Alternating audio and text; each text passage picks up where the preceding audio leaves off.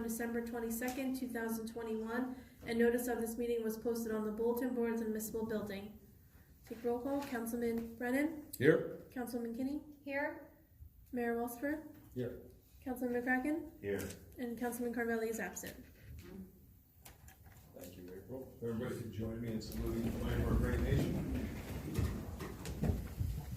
I pledge allegiance to the flag of the United States of America and to the republic for which it stands, one nation, under God, indivisible, with liberty and justice for all. If everybody could remain standing just for a moment of silence for our troops, their families, and all our first responders. Thank you.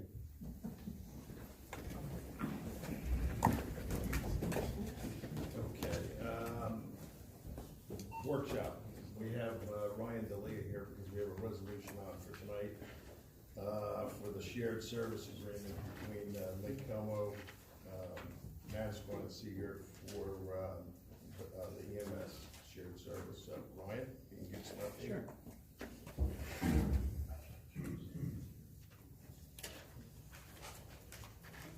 Good evening. Thank you guys for having me here tonight. I'm part of a team that was put together to look into the future, looking to see what we can establish in a regional capacity for first aid, EMS. We actually started these conversations back in February of last year, prior to our start in April. Looking at the current trends, what we were faced with, we started planning with multiple municipalities within the southern Monmouth County area with the goal to provide a reliable service as well as cost-effective method and provide our residents with one of the best EMS programs in the shore. Doing so, we met and we've been meeting obviously since February of 2021, where we have implemented a plan to come up and serve the southern Monmouth area from Belmar, Lake Como, Manasquan, and Seager. The group involved the police chiefs, business administrators, and public safety officials from all municipalities. During these meetings, we took an analysis of all the data, current trends, what's facing our communities, and we put those ideas together to come up with an operational plan. The plan is going to be utilizing our existing infrastructure with our EMS, our employees, and our apparatus. We're going to transition our model from a per diem model, which is a part-time employee model, to a career-based model with the goal to provide a highly competitive position to ensure the retainment of employees.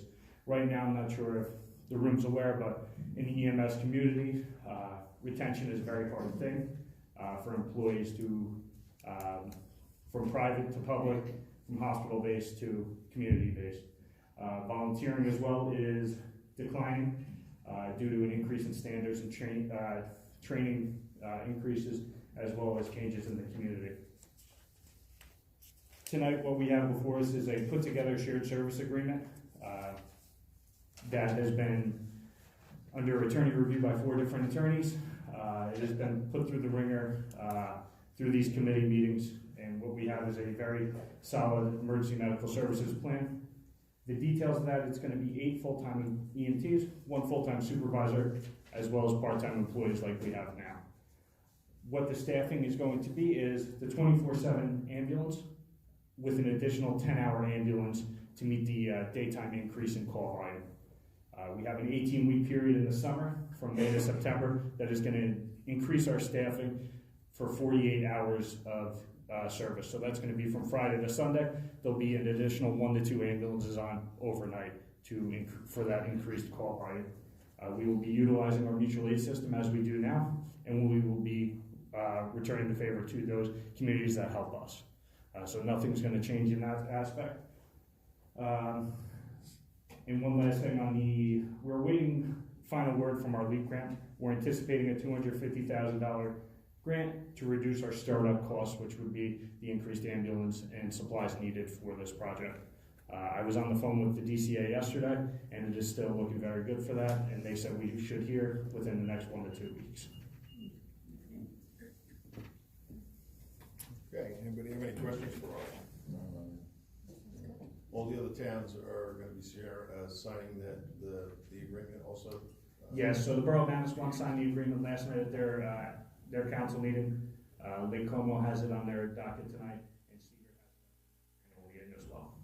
Does every town get the $250,000 grant, or is it just one? No, it's a lump sum. In the future, which we've already had correspondence with other jurisdictions looking or intrigued into this service. In the future, that grant does open back up for those municipalities who would like to come on board later at the time. Okay. All right, thanks. Jen, anything? Ryan, could you just give an overview of the process for the benefit of the public and people who are watching us online, about what other adjacent municipalities would need to do if they decided to opt in the future? So right now, the agreement would be that our binding agreement would obviously have to be negotiated. Right now, we have in this agreement a steering committee, which is a member of each municipality sitting on this, I guess it would be a working group, that is going to be overseeing the budget, overseeing this procedures, and just overseeing operations as well. So they would take that information from the town, there would be an analysis done on the call volume data, and then a reassessment would have to be made at that point. Hey Ryan, can you just do me a favor and go over the volunteer squads? I know Manasquan has a volunteer squad, we still have volunteers in Belmar. We're trying to work on that model, make sure that they still have their identities and fit right into the plan. No, of course. The volunteers are very important to us in this program. Obviously, they're going to be utilized as, excessive call volume, whatnot. We have a meeting tomorrow, actually with the Manasquan First Aid Squad captain, to discuss further operations and to identify their concerns and how they're going to integrate into this capacity. And we would like to incorporate our volunteers that we have sought interest in our program to be being utilized into that program as well, to be used for special events, standbys, and any other community needs that we see fit. Okay, thank you. Anybody else have a question? No. I actually do, Ryan. So why so how will Manasquan and Cedar, being a couple towns away, be able to benefit, Lake Como and Belmar? So the whole benefit of a shared service is obviously multiple jurisdictions paying for the service. So when we were analyzing our data, we looked at municipalities like Wall Township, which actually has a larger span of distance than us, looked at their staffing, looked at their operations, their call volume, compared it to what we saw. That's why we have that additional ambulance there. These ambulances are going to be centrally, right now one's going to be obviously in Belmar and going to be centrally located. There is possible other opportunities from the other municipalities to make like a substation, but these ambulances are going to be, we hope that the call volume is large enough that they're going to be mobile. Thank you. Yeah, Yeah, Ryan, I'd just like to say, you have navigated this borough through several changes over the recent time, all while COVID-19 was going on. The transition from, a volunteer/paid service to borough operating services to now a multi-borough first aid squad. And in my opinion, you haven't missed a beat. You've been optimistic, you've been very thorough, you've done a tremendous amount of research all the time, prioritizing the residents in the borough of Belmar so that when they need an ambulance, it will be there for them. And I just wanted to say thank you for that. Yes, Thank you. I appreciate the kind words. But it wouldn't be possible without the team that we have here with Chief Scott, our Administrator Kirschbaum, and all the other public officials that work very hard on this plan. I can't forget to mention the Cedar, Manasquan, and Lake Como employees too that all pitched into this and worked diligently and multiple hours. A lot of nights were spent till midnight on the phone trying to work through this and try to get something put together in time for the summer. So I just want to thank everybody who assisted in that. Great job. Thank you. Thank you, Ryan. All right, the only other thing I have for workshop is, we're hoping to have the introduction of our budget tonight, but it is not finalized from the auditors yet. So because of the timing, it looks like we're gonna have a special meeting Saturday at 10 o'clock to introduce the budget. And the reasoning for that is that you have to wait 28 days for the adoption and then 20 days. So if we wait until June,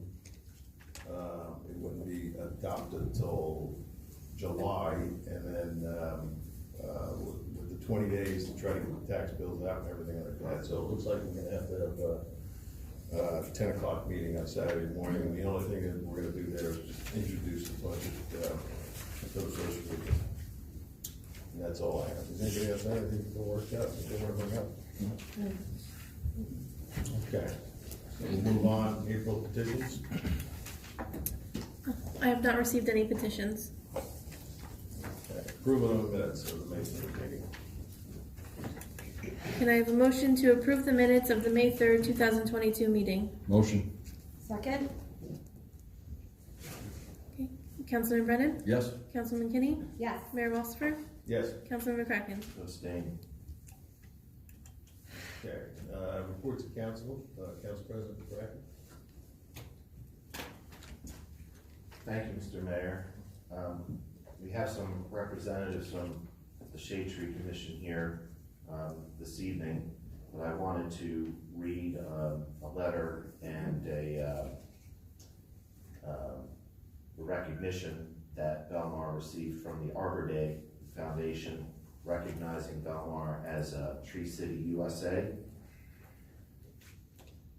Belmar was named a 2021 Tree City USA by the Arbor Day Foundation to honor its commitment to effective urban forest management. Belmar achieved Tree City USA recognition by meeting the program's 4 requirements: forming a tree board or department, creating a tree care ordinance, having an annual community forestry budget of at least $2 per capita, and an Arbor Day observance and proclamation. The Tree City USA program is sponsored by the Arbor Day Foundation in partnership with the U.S. Forest Service and the National Association of State Foresters. The Tree City USA communities benefit from the positive efforts that an urban tree canopy has year after year, said Dan Lamb, Chief Executive of the Arbor Day Foundation. The trees being planted and cared for by the borough ensure the generations to come will enjoy a better quality of life. Additionally, participation in this program helps cultivate a sense of stewardship and pride for the trees the community plants and care for. So I'd just like to recognize the really hard work that all the volunteers on the Shade Tree Commission put forward, and thank them and recognize them for this great accomplishment that the borough has achieved in 2021. That is a great accomplishment. Secondly, just an update, the Belmar Housing Authority, Councilwoman Kinney and I hosted a lunch and learn for the residents at the Housing Authority today.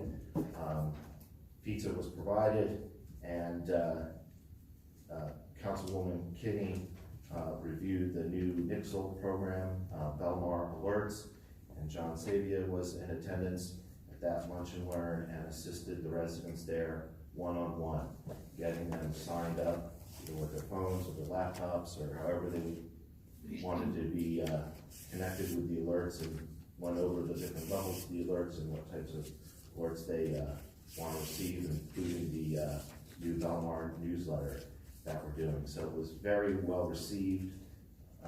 John, great job today, and you know, this new program is a great way to get current and pertinent information and updates to our residents, and Councilwoman Kinney did a fantastic job transitioning from the Code Red system to this new system, which is saving borough taxpayers money as well. So that was well received and a good meeting today. That's it? That's it, okay. Councilman Brennan. Thank you, Mr. Mayor. I was able to attend the first Tourism Commission meeting in 2 years on Wednesday last week. And we have their budget. I gotta tell you, this is the first time tourism's actually done an organized budget like this that I've seen. The tourism fees come in at just under $170,000, and it covers a couple of employees, covers a lot of things. Basically the long and short of it is all your favorites are gonna be back. The movies on the beach are gonna start in July. The Friday night concerts are gonna start a week from Friday, after this weekend. A couple of things people should, I think, would be interested in knowing. Big events like the Seafood Festival and San Gennaro, they cover their expenses, but they don't bring in a bunch of extra revenue. Basically, we want to make sure they cover what we spend to put them on. We don't want to lose money, and they don't lose money as long as the weather cooperates. We are definitely doing well with the Route 35 sign. We have, there's fireworks on the 4th of July, Friday, 4th of July weekend? Yes. Yeah, fireworks, 4th of July. The big band concerts are definitely in there. There's money for the surf competition in September, money for the flowers on Main Street, very nice, and flags and banners. It was really, it was a great meeting. It was good. The commissioners are very enthusiastic. There are a lot of good ideas. There were representatives from the BBP there who were going to present some of their ideas because they're working much more closely with tourism now, as far as what to do, what should we spend money on. And I'll tell you the truth, one of the things about doing a budget for the first time that I think I'm very aware of, and I want people to be aware of, it's a work in progress. The first time you do a budget, even with the numbers, all the expenses for things have increased. The cost of things are more than they were before, and we're looking to make sure, really what we want to make sure is that tourism fees cover what we want to spend them on. And we don't want to be short on that. One idea that the tourism commissioners did float, because it's so tied in with beach badges, they were wondering about, in the past we had a half-season beach badge. Somebody remembered that? Do you remember that? Or I think in August, something like years that. ago. Yeah, so we're going to look into that. I'm going to I told them I would start to find out about that and report back to them next month about what those options are. And they're also working very hard on the 150th anniversary. A lot of those events are coming. Okay. The other things I wanted to mention, Seafood Festival this weekend, and it's not going to rain. Not going to rain on Saturday. And I just want to mention Porch Fest again. It wasn't an official Belmar event, but it really was. It went over very well. I mean, the organizers went back and forth about what should we cancel, Rescheduling would have been impossible. So they decided to just go for it. All the porches had roofs, so the musicians were okay. Some of them played for no people, but that's okay. You play for the love of the music, right? And it was really nice. Some of the porches had really nice turnouts. There was a lot of enthusiasm. We found that the host porches that planned it as a kind of a party, a social event, had the best turnout and had the most fun. So I know that Johnny Comfort, the organizer, is definitely excited about looking to plan it for next year. And I also think the weekend before the Seafood Festival is the time to do it. It was very well tied in with the yard sales. And one of the things I saw, since my porch was one of the hosts, was the music started at 1 o'clock, and before it started raining, around 2 o'clock, there were yard salers definitely stopping, looking at the music, listening. They really enjoyed it.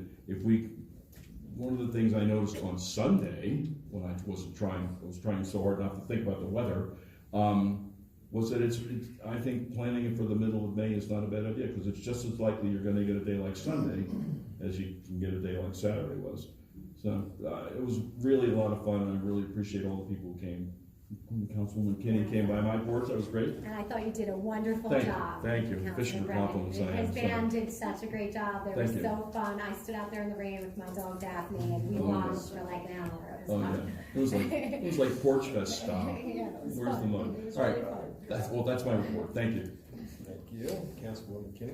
Thank you, Mayor Walsifer. Okay, I have a couple things about recreation. Just as we mentioned, the summer concerts do start next Friday at Peony Plaza, and they'll be every Friday after that. Summer camp registration is closed now. They are full summer camp. Sign-ups are still open for junior guards, kids running club, summer basketball, and summer tennis. You can go to the website, go on recreation. Sign-ups started May 1st. You can still sponsor a team if you would like to. I talked to you guys about this before. It's only $100 to sponsor a team in town. So if you want to get some exposure for your business, it's a good way to do that. They're still looking for soccer coaches for the fall also. Pickleball courts are first come, first served. There's a lot of interest in pickleball. I know I see pickleball courts are filling up. So right now it's a first come, first served thing outside. They will be ending the inside the week of June 2nd, and everybody will be playing outside. And chair yoga is starting Thursday, June 2nd, $5, 9:30 to 10:30 in the morning, and that's in the gym. That's all I have for recreation right now. Our next ADA meeting is supposed to be Thursday at the library, but Pat Roddy is playing at the library on Thursday, so I don't think that we're going to be, I think we're gonna need to reschedule that. But everybody can stay and watch Pat Roddy for sure, that's always fun. And then just a few things around the schools. Belmar Elementary School, their field day is May 27th, next Friday. Their spring concert and art show is at the auditorium on June 2nd. And on June 8th, the 4th graders are doing their wax museum. St. Rose Grammar School, the 8th graders make confirmation this Thursday. Their annual carnival day, which pretty much takes up that whole block, is next Monday, the 23rd. And then there's an open house for the grammar school on June 1st. 8th grade graduation is June 9th. And then in the high school, both the girls and boys lacrosse are in the state tournament this year. That's coming up, that starts this weekend. And senior prom is May 24th. Baccalaureate mass is June 2nd. And the seniors graduate on the 7th up at Monmouth University. And that's all I have around the schools. That's it. Thank you. Just a couple of things for me. I know everybody's aware that we have canceled the Field of Dreams dedication of the field, the baseball game, and the movie that was supposed to play down there. We are in the process of rescheduling that, so we're waiting for the baseball players to get back to us with a couple of dates that they have. We're going to reschedule it. The weather just didn't hold up for us, and the players backed out right away. And so we decided that there's no sense going on with the plaque without having all the festivities of the day. So we're looking to reschedule that. I want to thank Ann and Rocco Cavaluzzi for spearheading medical supplies for Ukraine. I mean, they did a wonderful job. And I also want to thank everybody that donated. We went down there when the trucks came to load everything on, and the amount of donations were incredible. And I just have to say that, we have such a great town, and all the people that do all the different things to raise money for different things in our town. Kyle Rosatello and Claire Dykey raising the money for breast cancer awareness for theirs. Jim and I attended the Belmar Fishing Club, where they raised money for Rebuilding Warriors. They raised $12,000 to buy a PSD dog and train it. So, and all the different events that everybody does. I just have to mention that because the Shillelaghs do so much fundraising for different things around town. And we really do have a good community that people really go out of the way. But you can really see it with when Ann and Rocco Cavaluzzi put that all together for Ukraine, and the amount of things that were collected. It was really nice to see. And that's all I have. So, all right, we'll move on to public session on any of the resolution items. If anyone has a comment or a question regarding a resolution on the agenda, please step forward, state your name and address. Jeremy?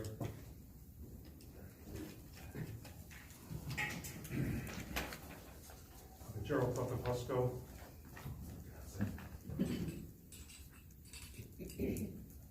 409 Fifth Avenue, Belmar. Thanks for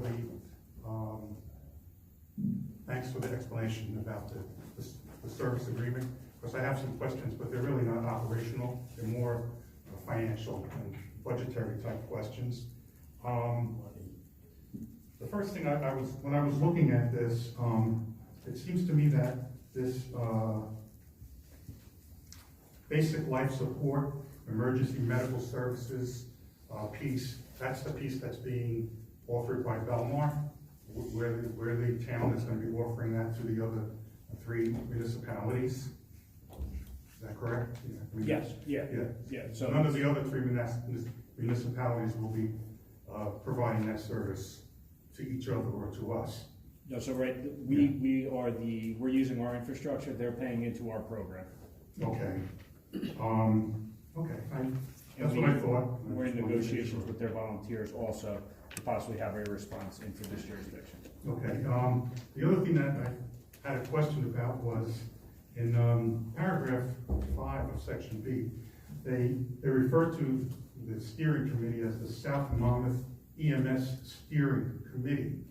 And my question is, is this like a separate entity now? Is this like an authority or a utility, or what? I mean, what is there any kind of So in the future, basis for it as in like in state statute or anything like that? no, so that's just the name of the committee.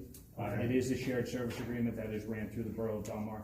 That is just a committee with input for, budgetary, just another layer to, have each town who's paying into this have, say, Okay. operations and just be in the know.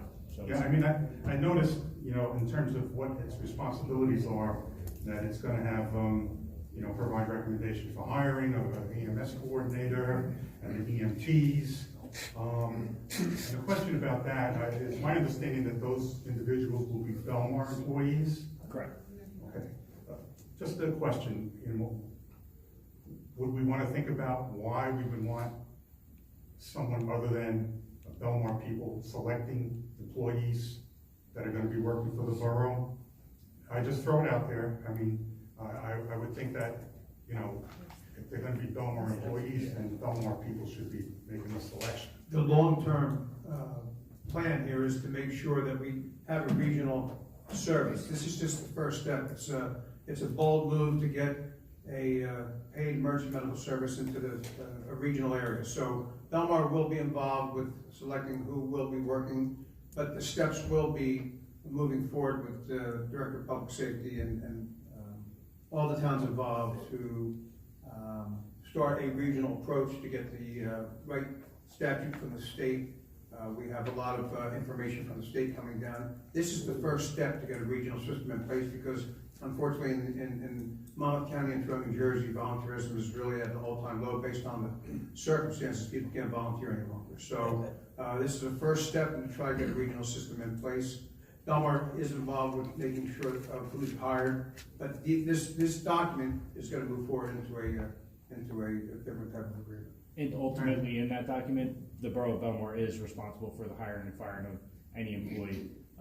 That steering committee just gives another layer of, fairness. Yeah, it was just, We're my question was anticipating a very specific high- as to the hiring and firing. Yeah. In my estimation is if we're paying the employees and we're giving them all the benefits, then, And in that we agreement, should be doing the it is selection. the CFO, the human resources, so it is all through the Borough of Belmar, and there is a offset in the budget for that. Okay, there's also a review and approval of the annual budget presenting to their jurisdictions for budgeting each year.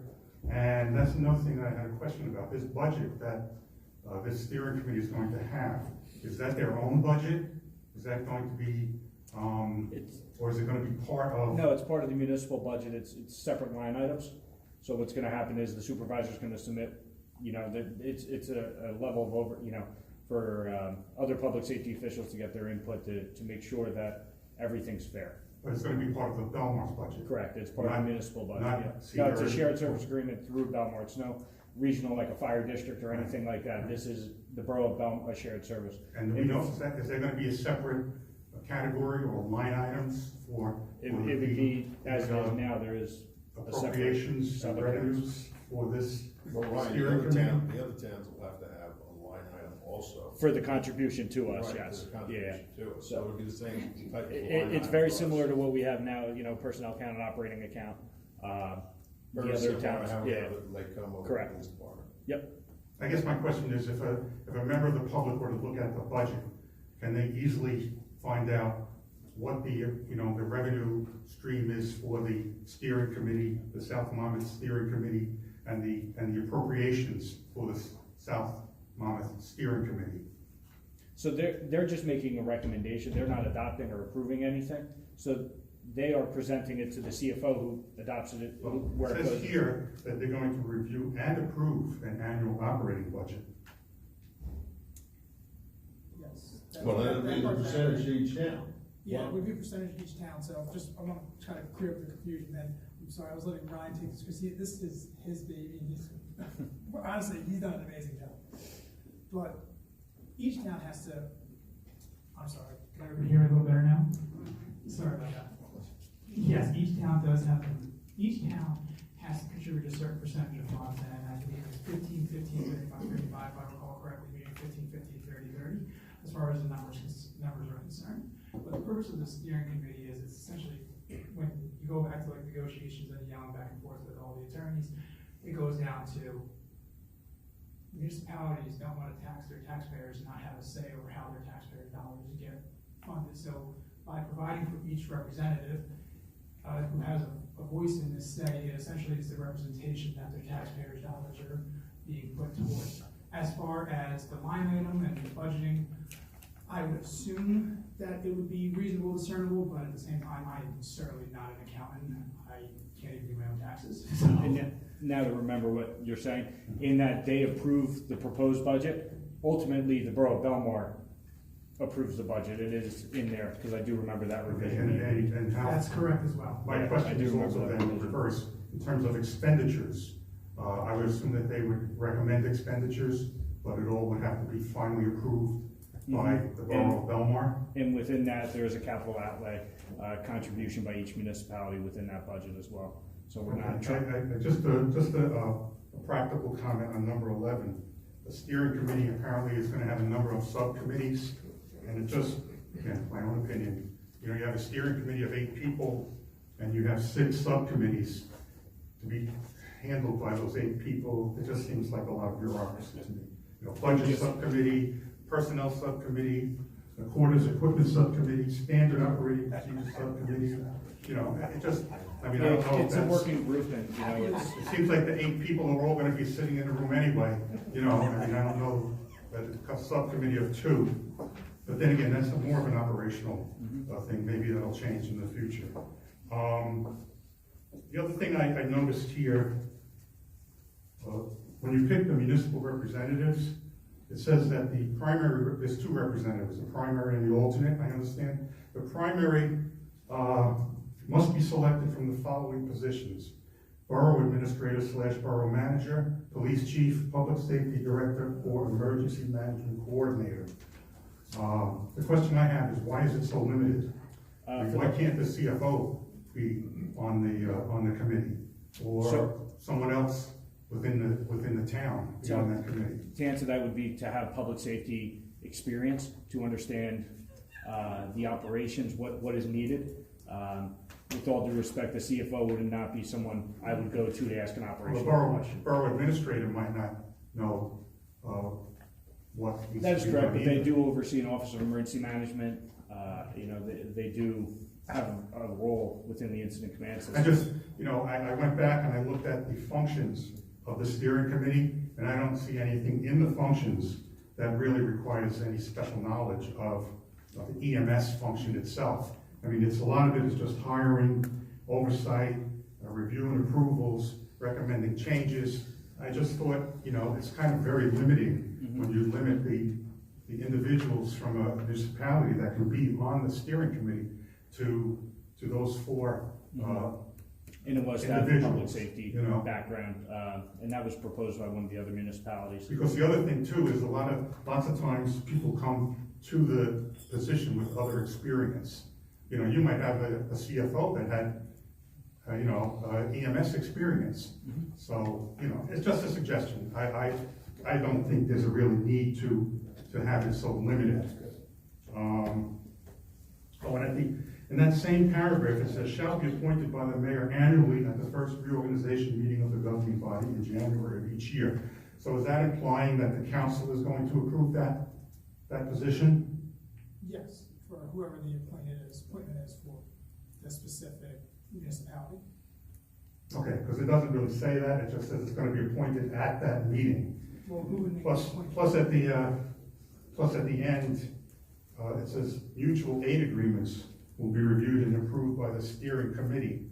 My question there is, will those mutual aid agreements be approved by the council? Because right now, our mutual aid agreements are approved by the council. So if the steering committee is reviewing and approving you know, what opportunity do the municipal councils have then to weigh in on whether or not they, that?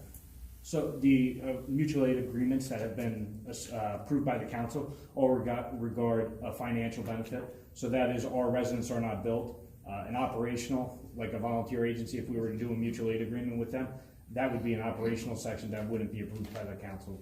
It's a mutual aid system that the county has. So our agreements are billing agreements with with Hackensack, with Robert Wood Johnson, with Neptune, and with Wall Township. So those are more billing agreements. Correct me, but any change in that document would have to be approved by each one of the. Yes. Each town. Mhm. Yeah, Yeah, any change in that document. All the steering committee does is get it together and present it to the mayor and council. So they will approve everything. The steering, you have a group of people that are gonna make sure things are, T's are crossed and the I's are dotted. So that's why you have people working on this with all areas of discipline and municipal government and emergency services. Well, that's what I'm trying to do. I'm just trying to make sure there's no ambiguity, because it does say reviewed and approved by the steering committee. You know, I guess You would know that it would overkill. then go to the mayor and council. Right, it could be overkill and say, oh, then it goes to the municipal councils for Right. approval. You know, it doesn't say that though. Right. As far as looking at the things that we're going to do, it seems from paragraph C that, the Borough of Belmar is gonna provide all the equipment, the ambulances, the quarters, and all that kind of stuff for this, agreement. The other thing we're going to do is we're gonna be billing, do all the third-party billing from what I read here. And the one question I had was, it says there's a fee schedule, there will be a fee schedule adopted by the South Monmouth EMS Steering Committee. Has that been adopted yet, or is there any? No, well, there isn't a committee yet, but there has been one by the Borough of Belmar. Ultimately, any fees that are going to be charged from this agency will be approved by Borough and Council like they are now. Okay. Speaking of that, also in paragraph 6, it says, this revenue shall solely be utilized to offset the annual operating budget of Belmar Emergency Medical Services. What does that mean? So the money taken in for revenue is going to offset the operational budget costs. Of this project? Correct. Okay, so it won't be used, for example, if Belmar needs to put money in its line item for the first aid. It's going to be designated to be used only for this. Which leads me also then to the question about the grant. This $250,000 grant, is that something that's going to be controlled solely by the steering committee? It's going to be awarded to the Borough of Belmar and To be used for startup costs. this? Yes. Can it be used for anything else? No, it's used for the startup costs. Okay, does the grant say that? Yeah. Okay. It's a local efficiency grant. Would it be possible to get a copy of that grant when it gets approved ultimately? When it gets approved, I can't see why not unless there's something on it that I'll have to redact. Okay. The other thing that we're providing to this project is CFO for budget preparation, review and billing, qualified purchasing agent for purchasing services, which leads me to another question, that who's going to decide who's going to approve the purchases of this committee? Is it going to be the committee? Like if the committee says, well, we need, 5 more chairs, is that a done deal, or is that something that's going to go to the purchasing agent who's going to say, well, maybe They're gonna follow the same procedures they do now with, as any department head, we have purchasing guidelines, and they're gonna follow all the guidelines that they need to. Capital items, I would assume, are gonna be looked at by the steering committee, and it's gonna be forwarded to the Borough of Belmar, and we're gonna have to follow all purchasing guidelines that we currently do follow. And the other municipalities, how will they weigh in on this? Is this going to be? For the capital items, they'll be on the steering committee. Yeah, that's how there's the representation. But daily operating Band-Aids, gauze pads, stuff like that, that's gonna be done as it normally is right now, and within the guidelines that we have. And again, this brings you back to the budget. Those types of items will be charged as appropriations to specific lines. Yeah, as they are right now. Yeah, we can identify that they're going to this project. There's the EMS has sub-accounts, and they'll be charged respectively where they need to be. This goes back to my question also about hiring people. It says, as established herein, Belmar shall hire with oversight from the steering committee an EMS coordinator and emergency medical technicians. Again, my comment is just, you know, if we're doing the hiring, then I think we don't necessarily need oversight to do that. Well, most you have to look at, there's other municipalities and other taxpayers' dollars that are going to be partially funding this program. So it's not so much oversight, it's more or less input where the steering committee will have the opportunity to weigh in. So the steering committee would have the opportunity to vote on, yes, we need additional EMS personnel, and then the option would be presented to the Borough Council as it normally is for hiring either part-time or full-time employees. Yeah, I think it's just a matter of difference of opinion. I would not go that route myself. If I'm hiring somebody, I want to be able to hire them. You know, I certainly will take the advice of the other municipalities, but ultimately, if I'm paying them, the decision is going to be mine. But I think that decision That's how it's worded. is the borough's. Yeah. And they were clear on that. Yeah. Okay, we did that. It's not a separate budget. Oh, here, there is a possibility, because it says on page 6, number 8, each member municipality will be responsible to allocate funding in the event of an unanticipated budget shortfall in accordance with the cost share for each municipality to be paid by December 31st.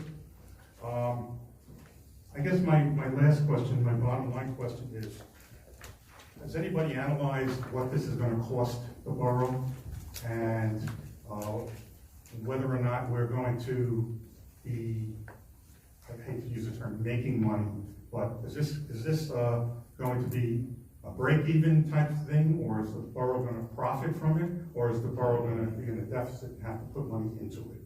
So what that does is that protects the borough of Belmar from having to bear responsibility for any deficits that we come through. Of course, we go into this trying to provide the best service.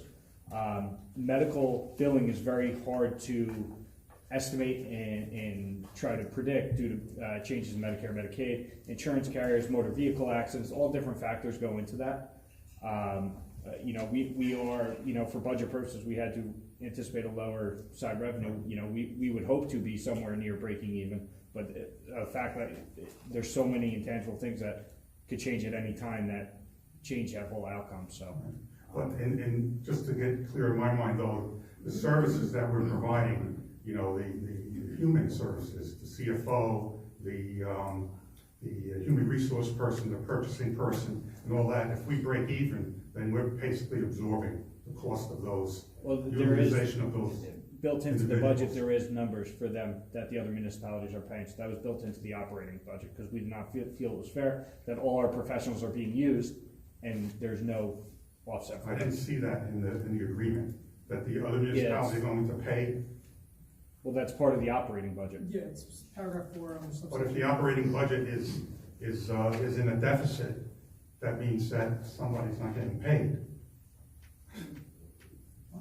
Right? I mean, I'm not following. your revenue stream in this organization is only going to be your fees that you're collecting from people who use the service or grants. How else are you going to get revenue into this budget?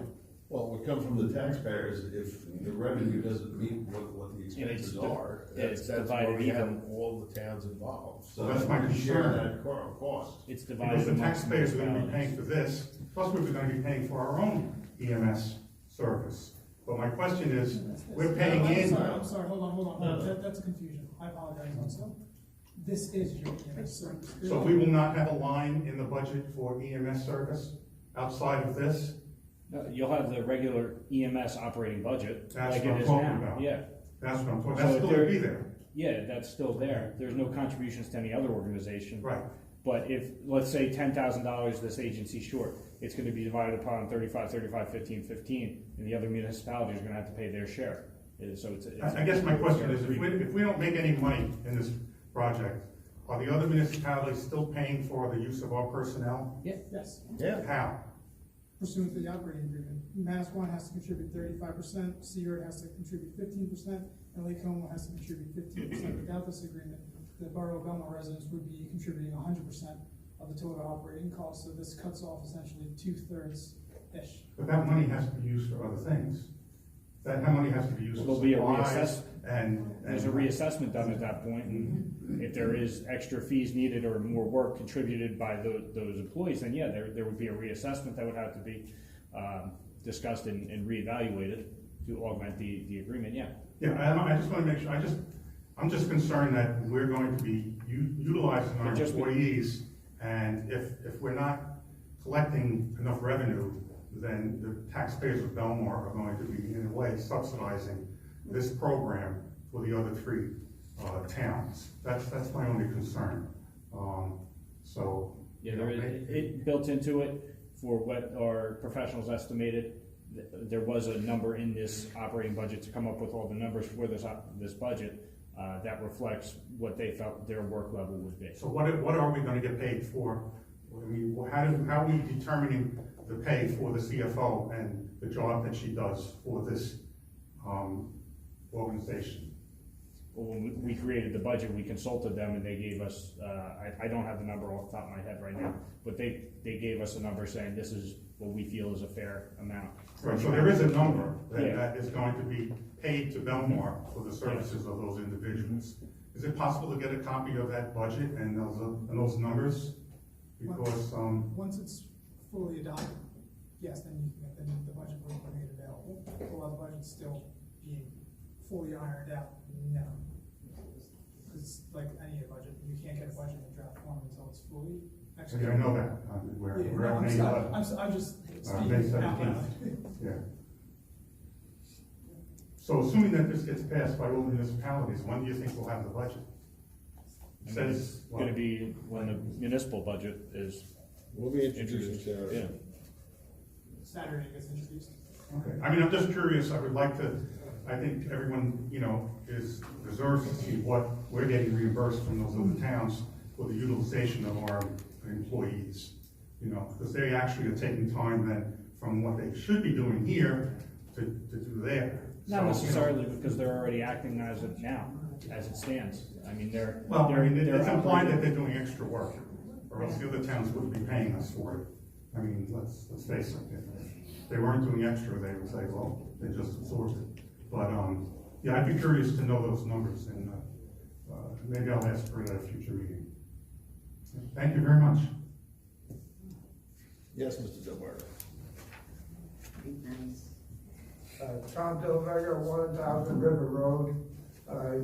Is this the public section or just for the? No, this is just for resolution items. Public session's coming up. Okay. Sir, thank you very much. That was very well done. One thing I'd like to bring up, because my mind is sort of logical, and I can't get beyond the logic. We're in this with Lake Como, okay, and Manasquan and Seagirt, correct?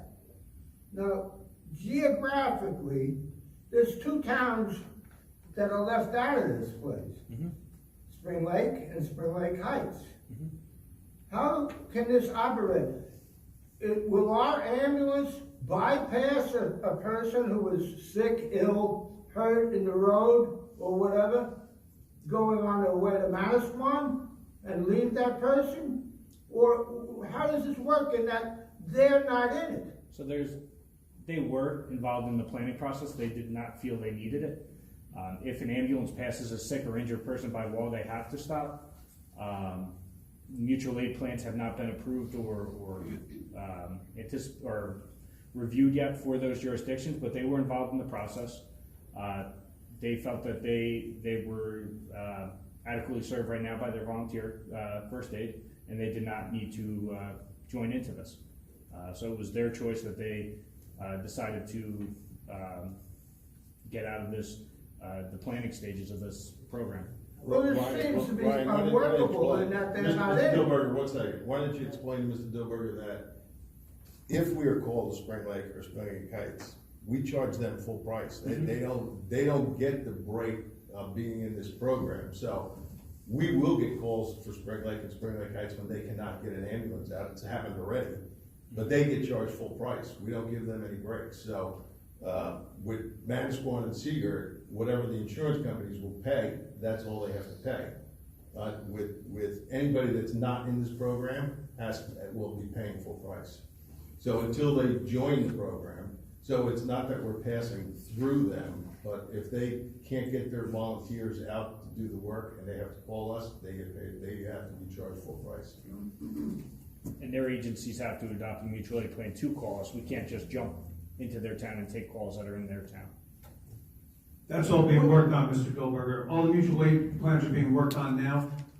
And like Brian said, we're involved. They chose that to not be involved this time because they have a volunteer squad that they think is adequate. What percentage of the people working in the, let's just keep it to Belmar, will be volunteers? Well, we're looking to expand our forces now. Right now, we have about 10 people on the waiting list that we're looking to try to revamp a volunteer program. We're trying to entice kids. I mean, we talked in our planning committee about approaching the high school. They have a public safety academy. Let's try to get an EMT program ran out of there, try to get some sort of regional collaborative effect to try to get the volunteers involved and try to get more people volunteering. Well, what percentage right now are volunteers? Of our program, 0. Huh? We have 10 people who are interested. Some do not have training. Some have training. All right, that doesn't answer my question, because I asked you, what percentage of the people that are working? I just told you 0. Say again? 0. Say again? 0. 0% are volunteers. This is a paid service, just like it was prior to 2019. 2018, they started a paid service in Belmar. Okay, how many people are working with you? Right now, we hold about 15 to 20 employees. 15 and, between 15 and 20? Correct. Some are part-timers. They're all part-time right now. We're looking to transition to a full-time model. All right, thank you. About the $250,000 grant, can we expect to get that? We're expected here within the next 2 to 3 weeks with that, as I talked to them yesterday. Now, do you expect other grants in the future? Yes, we're constantly looking to apply for different grants. We're talking to our county representatives now to try to get additional funding, and we're trying different avenues to try to get that. But once we get this in service, if another jurisdiction would like to join, that opens us up for more municipal funding through the state. So You're looking to use the $250,000 in your budget, right? it has to be used for startup costs. As we're adding to our program, we need to get different supplies, new ambulances, and make different upgrades. That that $250,000 is going to offset. And that grant can only be used for these services. Correct. It's for the startup, for the shared service agreement for EMS. And you understand Belmar's history and money that's only supposed to be used for a certain project? You understand our history with that, right? You understand I'm not that? aware. Just don't answer. I'm just gonna instruct him not to answer that question. What? I said I'm going to instruct him to not answer that question. The defendant can't answer the question? No, sir, I will sustain his objection. Holy moly. Well, what kind of profit do you think you'll make? Sir, the profit it's very difficult to estimate medical billing. I am a very positive person, and I always hope we're going to have a profit, but I can't determine that. All right, I'll stop now. Thank you. This is something else. Oh, boy. Here we go. Aren't you glad you came back? Anyone else? Here we go. All right, April. Can I have a motion to close the public session? Motion. Wait, sorry. Maria Rondenaro, 1246 Pine Tree Way. I just had 2 questions. One, we would be hiring 8 full-time EMS workers, EMTs, and then 1 full-time supervisor. Is that correct? Sorry. My wife Okay. just texted me. So 8 full-time EMTs and 1 full-time supervisor? Correct. Will be hired. Will Do be we hired. know about what that will cost? I don't have the numbers in front of me, but it's all been built into this elaborate budget. Okay. Um, And that we'll get to see on Saturday? Well, it's at gonna be 10 a.m. incorporated in the municipal budget, but yeah. This Okay. is being, it should be, I believe it should be in the budget. Yes. It will be, right? I had to look for confirmation, because I Okay. prepared the actual budget. Right, I mean, this will be the first reading, so many of us won't be here on Saturday morning because it's, Saturday morning, we weren't expecting necessarily to be here for a public session afterwards or listening to the full introduction. So I'm just wanting to know that when I look at that video again, that I'll be able to actually see that it's a line item for our budget. Personnel costs. Yeah. Yeah. I don't see why it wouldn't be. Okay. We have to wait for the CFO, I'm sorry. Okay, great. And then I am just wondering, is on resolution 2022-89, the American Federation of Musicians. I love that there's a union for musicians, that's wonderful. Can you tell me a little bit about that agreement? Because it's $12.7 thousand for the musicians for the summer. I'm just wondering where that fits in with the budget. I was a little confused about what extraordinary unspecified services. That comes Yes. under tourism. That'll be, Yeah. that comes out of tourism. They play on, Monday and Tuesday nights through the summer. Okay, so that's not coming out of our budget, that is No, it coming comes out out of of the tourism fees. Yes, it was Okay. included, they included in their budget, that was presented on Wednesday at the meeting last week. And one other thing I wanted to let you know is, this program that brings the musicians and then makes the agreement with the union, it dates all the way back to the WPA in the 1930s. So we've been doing it here that long. So this is just a continuation of the same thing we've been doing. Great, and what's the $6,000 that you get back afterwards? What is that in reference to? That, the union reimburses us that. Yes, Okay, We That's we part of pay the them and then, the union reimburses us the 6,000. okay, great. Well, I'm looking forward to, hearing, about the budget. I am still very disappointed we had to go from a volunteer, and per diem model, to hosting a multi-borough operated EMS. Thank you.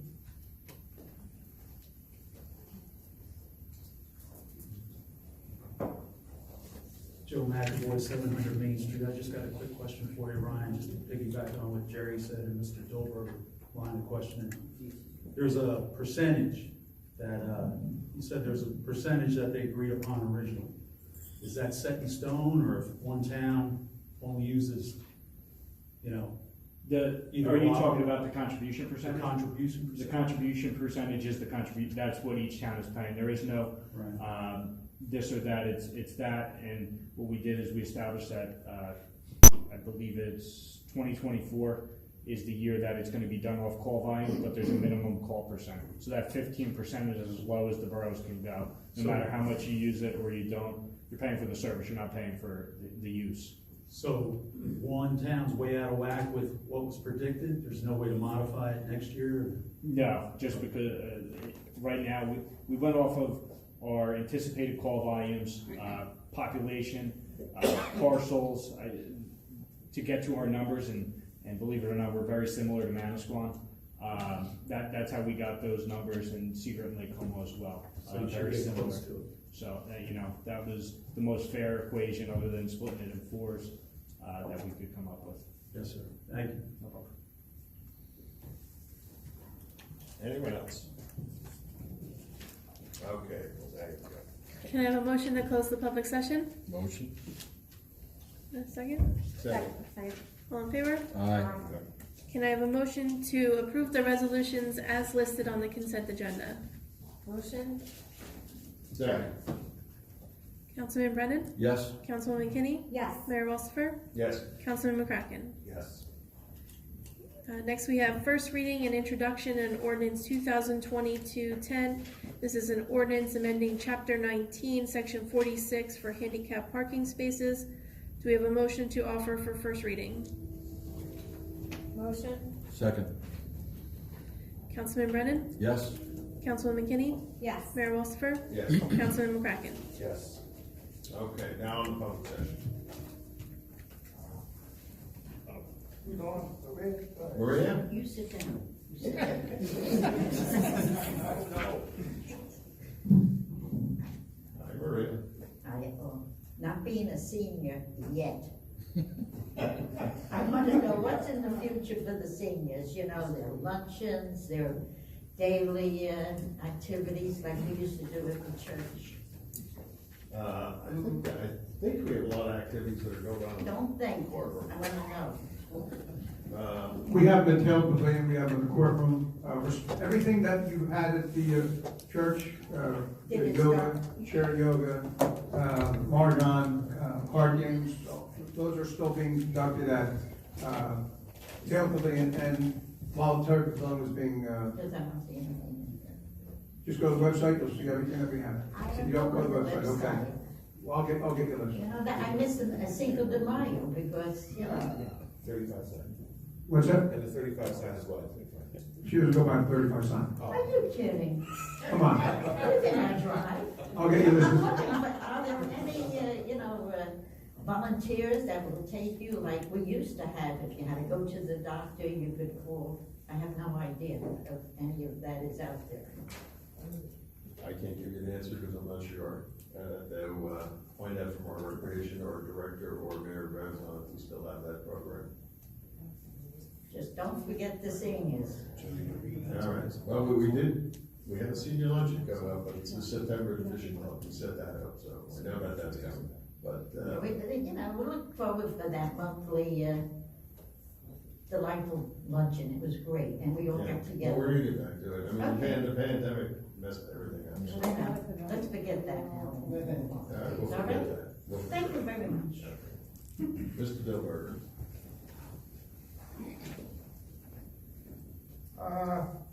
Tom Dilberger, 1000 River Road. Has this thing with the skate park been decided one way or another yet? No, it has not. I'd like to talk on that a little. From what I read in the paper last week in the Coast-Star, they were talking about, a lot of talk about injury. Well, obviously, if the boys are out there doing it, they'll be hurt. That goes with it. Actually, being hurt goes with anything you try. And when you even get right down to it, you can be hurt sitting here just sitting. It doesn't matter, you can all be hurt right now. And I can be hurt sitting here. Anyway, that happens, that's life and everything. To be all upset about the insurance, of course they're gonna yell and scream and carry on if they're gonna be hurt. That's their job, because they don't wanna pay anybody for being hurt. They just wanna collect their money and give you as little back as possible. That's their game. We all understand the insurance game. But the injury thing, you shouldn't, I was originally against this. And when Claire Dykey was on the board, on the council, she was against it. We were against it for two different reasons. Claire, because of injury, and myself, because I understood as I listened to the people that were trying to get it set up, that they were not gonna take care of it. Never happened GI, as we used to say. They would never go into that enclosure and pick up the papers and trash that their sons and daughters, well, not so much daughters, their sons left and the bottles and all that stuff. They would never do that ever. That's why I was against it. Because I understood and I was correct. The town ended up putting a guy out there and policing it up. That's the way things are. As we say, nobody volunteers. You can point a gun at them, they won't volunteer. They want to get money or whatever they want. No volunteer, that's out. But as over the time that it was used, I turned around and I said, well, policing up isn't as important as these boys being out here. Because it was well used. It's one of the only things in town that was well used. Yes, they still skate on the streets and everywhere you see them, but they were well used in that skate park. So I changed. I said, well, they're doing it. They're not in their house playing those computer games. Being outside is better than being inside, as far as a boy is concerned, anyway. As far as anybody is concerned, that's my way of thinking. This stuff of living indoors, basically for your whole life, I can't even understand, but that's the way it is a lot of times. But these boys were out. And yes, we will be sued. Because anybody, I'll say, I'll give an age, probably anybody from 55 down has their lawyer on speed phone to call up and make a suit. I don't care from a paper cut all the way up to the worst injury known to mankind. And everything in between. We know that. But it's no reason to shut this thing down. For once, we should do something that's actually good for the boys. They're out there, actually outside, doing something. If you walk around this town, not only this town, I'm a walker. I've been my whole life. Walk around all these towns.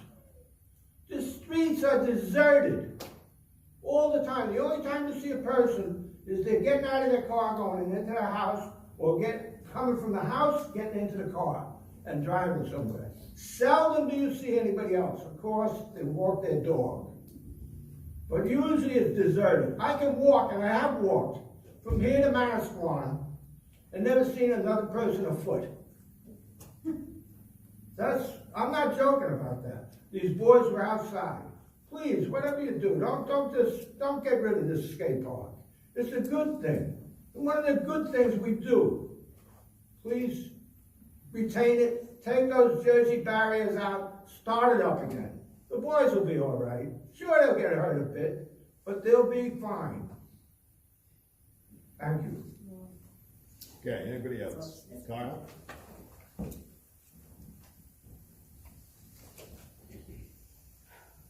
Kyle Rosatello, 14th Avenue. I'm just going to comment on the skate park thing. You ever come down my street? If you come down my street, there is a load of kids playing on our block. They're outside, they're not indoors. And the skate park, it's got to be done, it's got to be done safely. That's as far as that's my opinion of it. It just has to be done safely. First, Mayor, I want to thank you for assisting us on the Belmar Cares Breast Cancer Support Group concert and for helping us present the band with the banner, which was a thank you to them because they do it for us for free, and we wanted to give them something that they would appreciate, and it's a really, really nice banner, and it was a great article in the Co-Star about it. So I just wanted to tell you thank you very much for that, and we did very well. We did very well. So, but thank you, and we had no problems with parking issues. You took care of everything. So thank you very much for that. My pleasure. Eddie, the treetops that are wires by my house, okay, they cut them, but all they did was cut the points off. So I'm quite sure next year they'll probably have to do it again. Potholes that I mentioned to you in the past, every one of them that I mentioned to you, every single one of them have been taken care of. And you also explained. Good job, Bill. Yes, every one of them, every single pothole that I mentioned, every single one of those have been taken care of. I mean, you can't help it with the downpours and the rain and things like that happen from nature, but every single one of those have been taken care of. And I do understand that the parking lines, I have seen that they're starting to get painted, and so it just takes time. And certain streets in the town are getting repaved, slowly but surely, but we're getting it done. It's all coming together. The community policing, we had a meeting last night. There was only a few of block captains on my team. If there's any way we can put something on the website for volunteers for Lake Como and Belmar, all zones. Just put something on there, just that, we're looking for more volunteers and stuff. Then we went over some issues, and thank you for showing up for that also. And that's about all I have right now. Thank you. Great, thank you. John?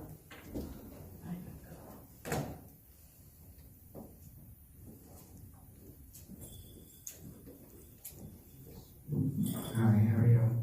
It was very nice seeing you on Friday. I'm glad you post. I'm John Walsh, 11th and B.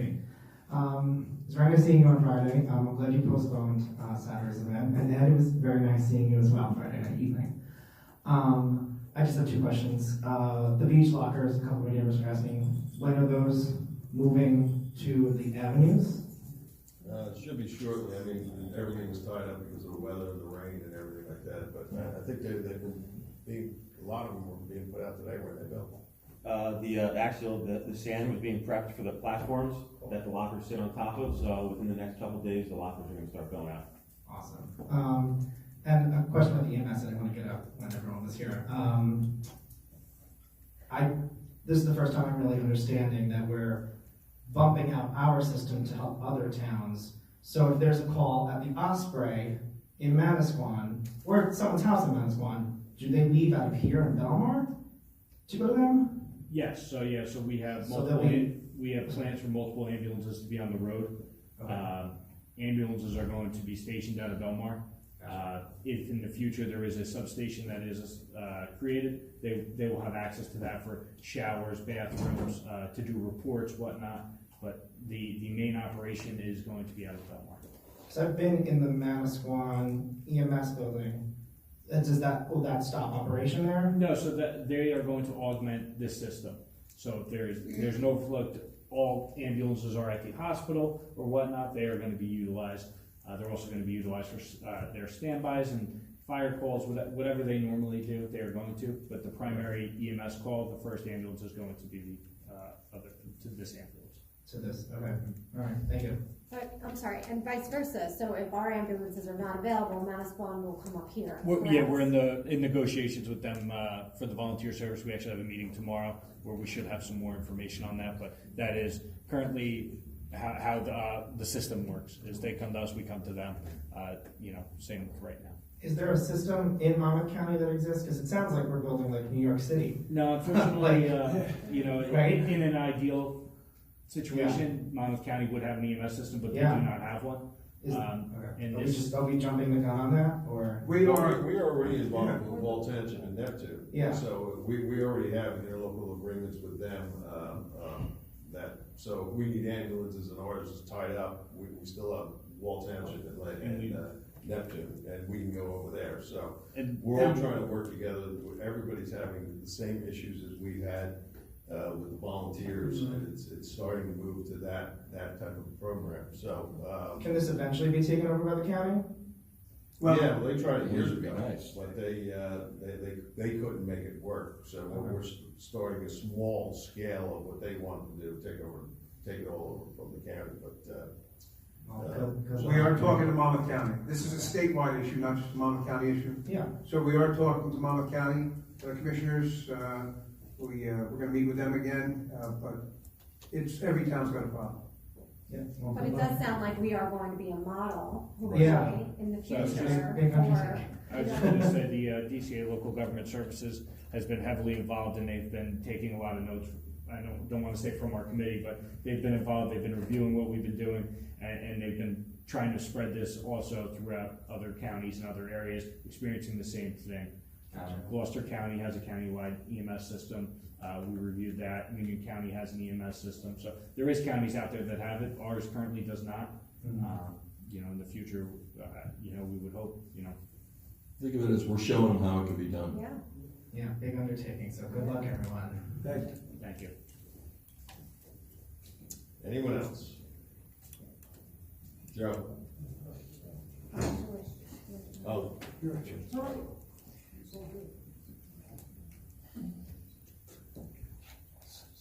Joe McAvoy, 700 Main Street.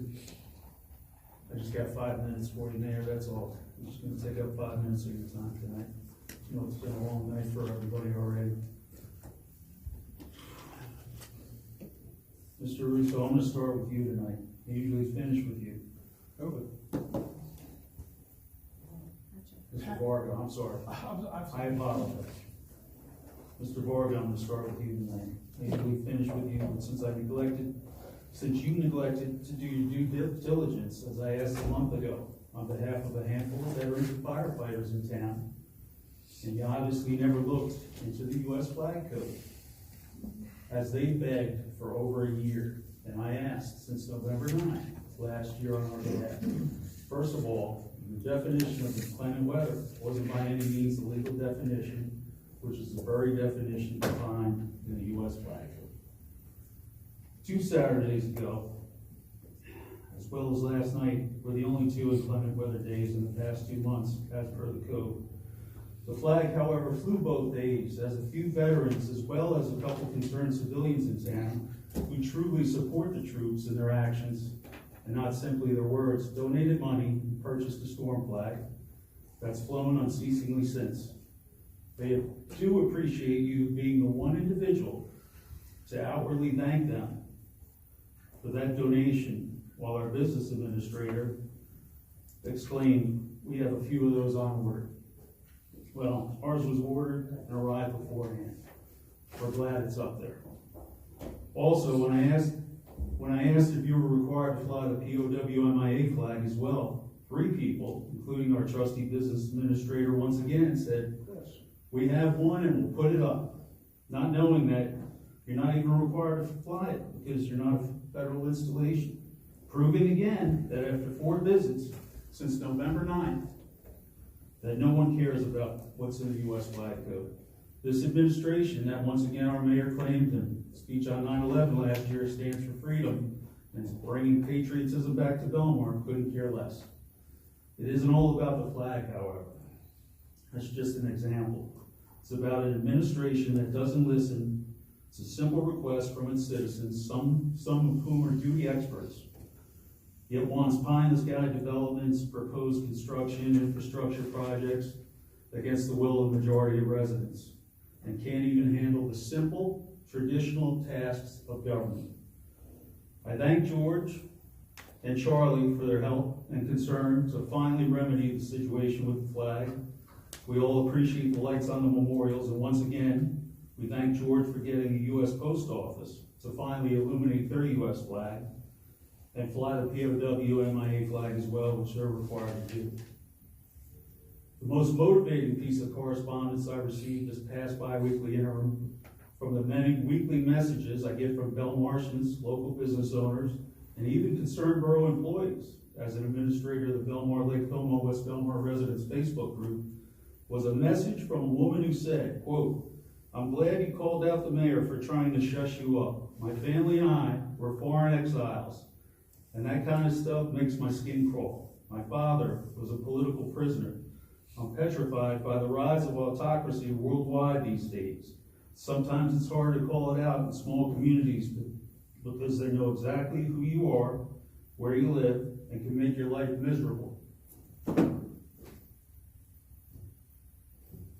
She said, "Amen to your statement. We have to be vigilant in protecting democracy right now."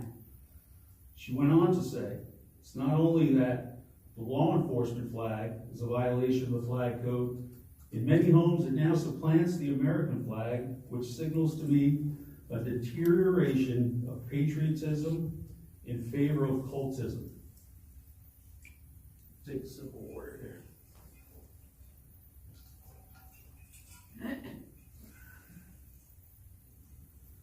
I'm guessing she knows the difference between freedom and liberty, arrogance versus audacity, the force of autocratic rule versus the power of a constitutional republic, and a soliloquy versus a diatribe as well, Mr. Morgan.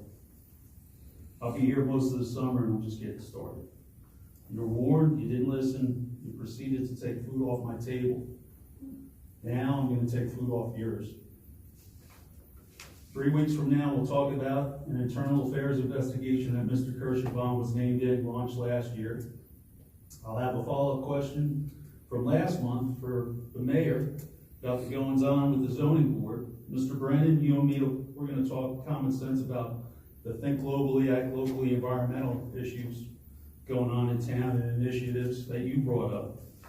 And Dr. Kinney, we'll talk about censorship, the violation of election law by you and others here. Just so you have time to prepare. I wouldn't want to shock you with any sudden news like I did 2 weeks ago. Have a great 3 weeks. Appreciate your time. I just want to say one thing. George Comitas has been putting the flags up and down in his town, a great employee that he is, for the past 3 administrations.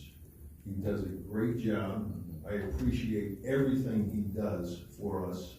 He puts those flags up and down. He has a system on doing it. He's out there every single day. I don't think George ever took a break.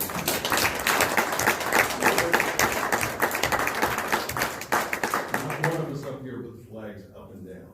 And George, we rely on you every day, and I think you do a great job. Thanks. George, come on up.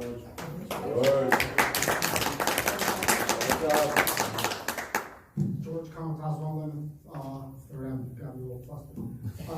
First of all, one of my biggest regrets that you need to know is that I never joined the military. Like Joe's a Marine, and I respect anybody that served. To me, that's why I care about the flags. Going back to what I want to talk about, I'm not the best historian on the Belmar Fire Company, but when I joined in 1975, I think we had 2 weeks of training. My son just got done 2 years ago when he was 18. It was like 4 months. Right now, fire companies are at the fire academy. They work every weekend. Our fire company has a standby for free for volunteer. They care. We got great guys, and I don't need to toot your horn. We're lucky to have Ryan. The guy's very knowledgeable. Besides being a career fireman, he's a normal human being, in my opinion.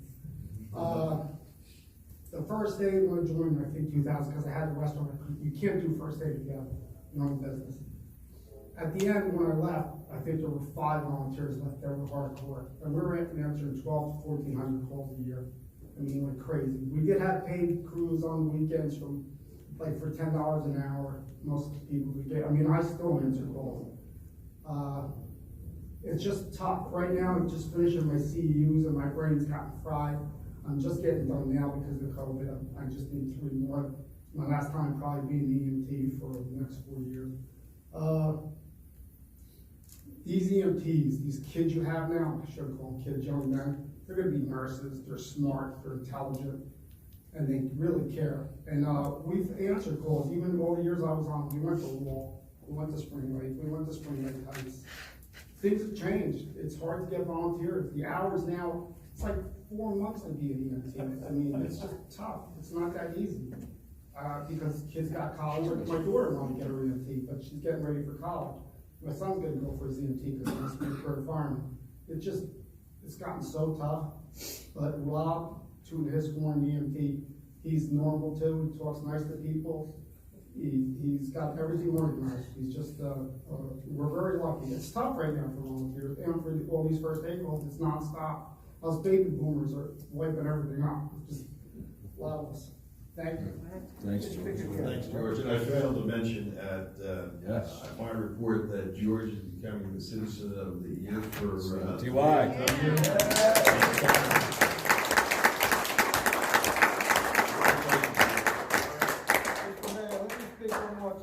Yes, go ahead, Mr. Dilworth. Sure. 1000 River Road, Tom Dilworth, 1000 River Road. About this volunteerism and everything. Well, okay, you don't have enough volunteers. We know that, it's well established and everything. But, in my experience, bouncing around this country back in the 70s, I worked upstate Minnesota, close to the Canadian border. We came out from work one day, there was a bunch of tables set up with people sitting behind the tables and everything. We had a sign up where we lived and everything. And they designated us what group we were in. And we were supposed to listen on the radio if our group was called and we'd report to a certain area. We had to do this or be locked up because the state trooper was standing behind every table to lock us up. It was mandatory that we volunteered and everything. Maybe, and nobody spoke about, this was for fire duty because up there, if the forest starts on fire, it comes right up to your back door. Wherever you live in, it comes right back to your back door because the forest is everywhere around you. So you had to volunteer. There was no questions about it. Well, I'm a bit of a historian, history buff. In World War II, everything, the last war we won actually, there were 11 million men under arms. Only 1 million were volunteers. A lot of people don't know that. Only 1 million out of the 11. I think, I'm not too right. That's not a tenth. That's not 1/10. So maybe some sort of action could be put into play that way to attract, quote, volunteers, unquote. Have you ever thought of something like that?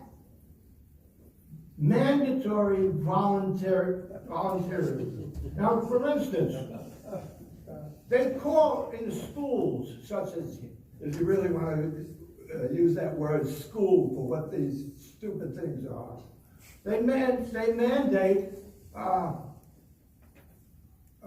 community service and everything.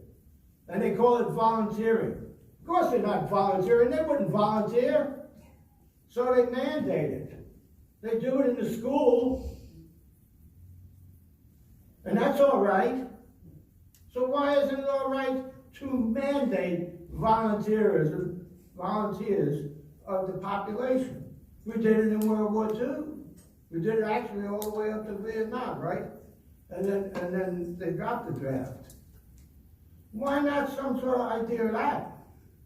For instance, if somebody's house is on fire and you live on a block and you're healthy, why shouldn't you be guided? Sure, you need somebody to show them how to lay out the hose and everything and fight the fire a bit. And yes, of course, they would be hurt. Obviously, they would be injured, but they might actually be able to put the fire out.